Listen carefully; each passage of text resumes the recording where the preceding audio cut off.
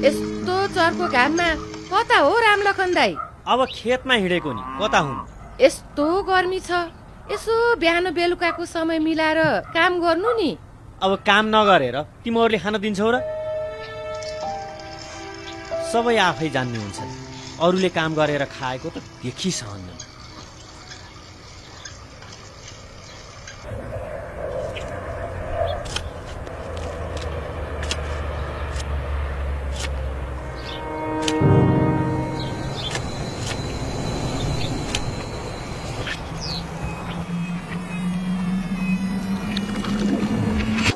लौ न, रामलखन दाई त गर्मीले लडे त।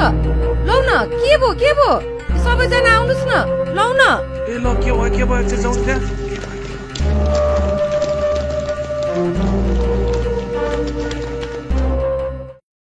तपाईलाई यो गर्मीले असर गरेको, यस्तो घाममा पनि काममा जान्छन् त? के गर्नु, काम त गर्नै पर्यो नि, नत्र के खाने? तपाईको कुरा पनि ठिकै हो, तर काम गर्दा बिहान बेलुका मिलाएर गर्नु पर्यो। ज्यान छ र त सबै छ। अनि घर बाहिर निस्किनै परे पातलो कपडाले टाउको छोप्ने वा छाता ओढ्ने, बेला बेला शीतलमा आराम गर्ने, समय समयमा चिसो पानीले नुहाउने। अनि अरू के गर्नुपर्छ यो गर्मीबाट बच्न?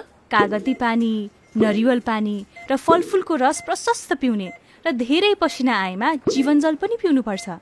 अनि धुम्रपान नगर्ने, मदिरा, चिया, कफी र चिनीको मात्रा बढी भएका सोडा जस्ता पेय पदार्थ पनि नपिउने।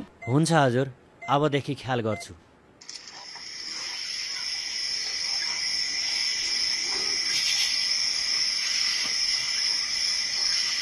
अरूले भनेको मानिएन, गर्मी समयमा अलि बढी ख्याल गर्नुपर्ने रहेछ।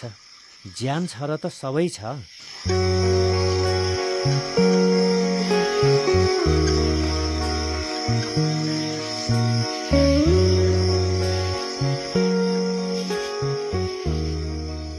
विपद बारे चासो राखौं, चनाखो बनाऊ। राष्ट्रिय विपद जोखिम न्यूनीकरण तथा व्यवस्थापन प्राधिकरण।